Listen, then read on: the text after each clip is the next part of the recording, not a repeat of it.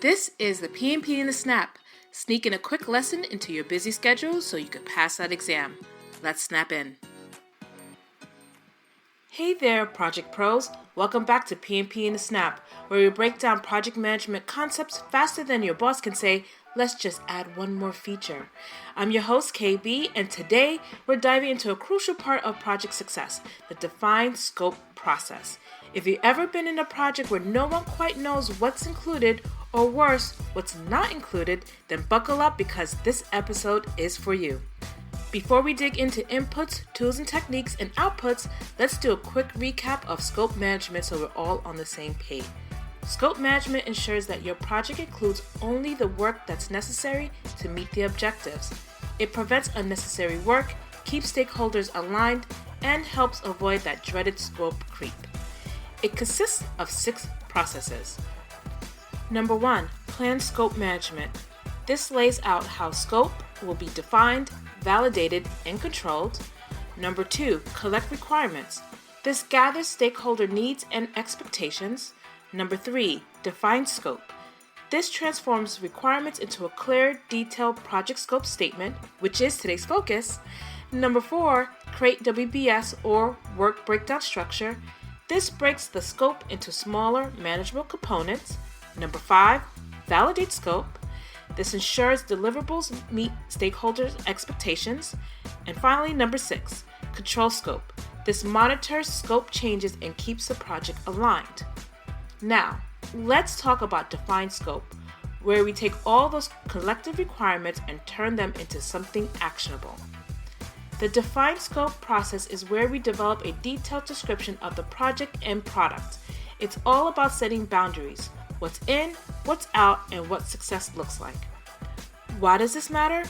Because a well-defined scope means fewer surprises, less rework, and a much smoother project journey. Before you can define the scope, you need these inputs. 1. Project charter. This high-level document that gives the project's purpose, objectives, and initial scope boundaries. Number 2. Scope management plan. This outlines how the scope will be defined, managed, and controlled throughout the project. Number 3, requirements documentation. This is the list of stakeholders' needs and expectations gathered during the collect requirements process. Number 4, organizational process assets. This includes company policies, past project templates, and best practices that can be guided in the scope definition. And number 5, enterprise environmental factors. This is external influences like industry standards, regulations, and market conditions that may impact project scope. Once you have all the inputs, it's time to define the scope using these tools and techniques. 1. Expert judgment. Consulting experienced team members, industry experts, or past project lessons to refine the scope. Number 2. Data analysis. Techniques like alternative analysis help compare different scope options and determine the best approach. Number 3, decision making. Stakeholders use tools like voting or priority methods to finalize what should be included. Number 4, interpersonal and team skills. Facilitation and collaboration help align stakeholders on scope expectations. And then product analysis. This examines the product or service being delivered to ensure all required features are considered. By the end of the defined scope process, you'll have 2 major deliverables or outputs. Number 1, project scope statement. This is your official definition of what the project will deliver. It includes project objectives, deliverables, acceptance criteria, constraints, and exclusions, or what's not included. And number 2, updates to project documents. Other project files, such as requirements documentations or assumptions log, may need updates based on the finalized scope. So, why is the defined scope really important? Because skipping or rushing through this process can lead to unclear expectations, stakeholders assume different things, leading to misalignment.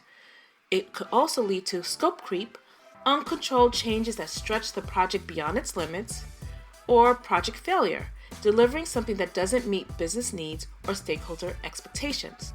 A strong defined scope process sets clear boundaries, helps manage expectations, and keeps your project on track. Let's summarize what we covered today. Number 1, define scope takes requirements and turns it into detailed scope statements. Number 2, key inputs include the project charter, scope management plan, and requirements documentation. Number 3, we use tools like expert judgment, data analysis, and product analysis to refine the scope.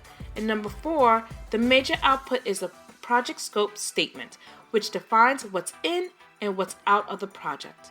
By mastering this process, you're setting up your project for clearer direction, fewer surprises, and greater success. That is it for today's PMP in a Snap. If you found this helpful, be sure to subscribe, leave a review, and share this episode with your fellow project managers. And hey, did you know we're also on YouTube? Just search for PM Notebooks. We have all these PMP nuggets for all of our visual learners. Until next time, stay sharp, stay proactive, and remember, a well-defined scope is the secret to a well-run project. See you in the next episode. There's a new PMBOK coming out this year, and that means the exam will change. Take the PMP exam before you have to learn all new content. Go to pmnotebooks.com to save time and money with a course that respects your schedule and delivers results.